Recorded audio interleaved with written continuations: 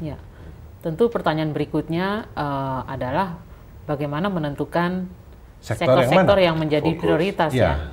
Dengan konsep clustering, di mapping mana yang menjadi kekuatan kita. Ibaratnya saya sering katakan bahwa kalau memang kita tidak mampu untuk bersaing di dalam hal microchip, kita tidak mampu memproduksi microchips, bisa kita hanya sampai tahap potato chips, ya kita fokus di potato chips, tetapi dengan satu nilai tambah.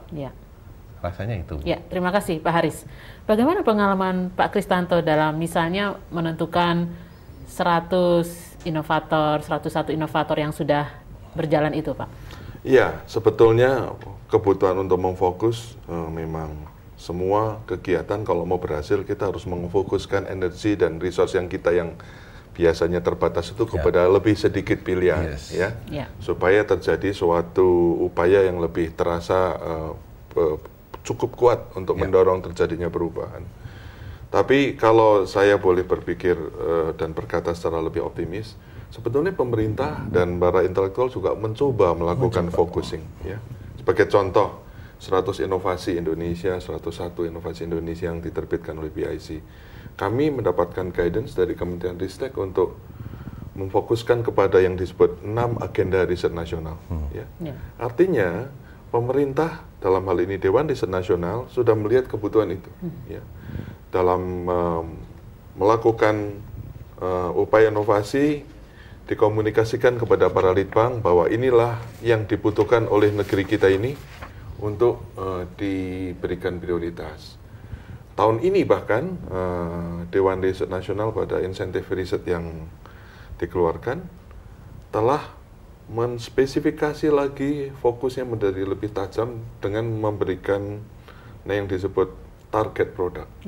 Jadi artinya penelitian apa, pengembangan teknologi apa yang akan mendapatkan perhatian lebih dari sisi pemerintah dan juga harus mendapat perhatian lebih dari sisi swasta.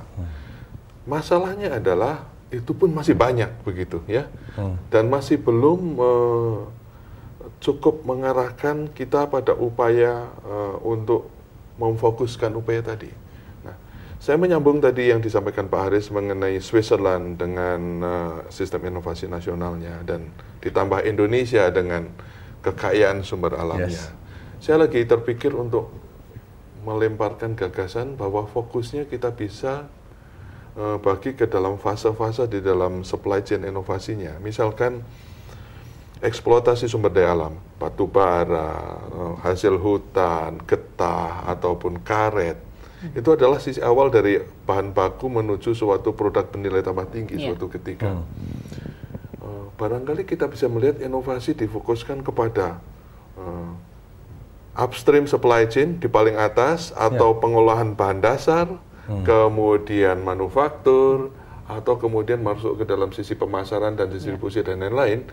Dan saya akan memilih untuk Indonesia dalam konteks pengolahan kekayaan kita sendiri adalah konsentrasi dalam pengolahan bahan-bahan dasar untuk banyak industri yang saat ini secara ironis meskipun kita kaya, kita mengekspor komoditas, kemudian mengimpor bahan baku dari luar untuk industri kita.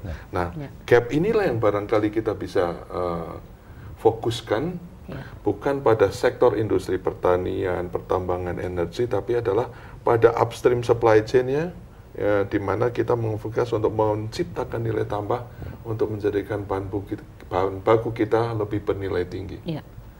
Barangkali itu salah satu gagasan yang bisa kita pertimbangkan. Jadi kalau saya boleh tarik kesimpulan di sini bahwa perlu diagnosis khusus dalam proses inovasi di rantai pasokan. Kesenjangan apa yang kemudian kita lihat dan bagaimana menutupnya. Pemirsa, kita akan jeda sejenak, perhatikan tayangan yang berikut ini. Terima kasih.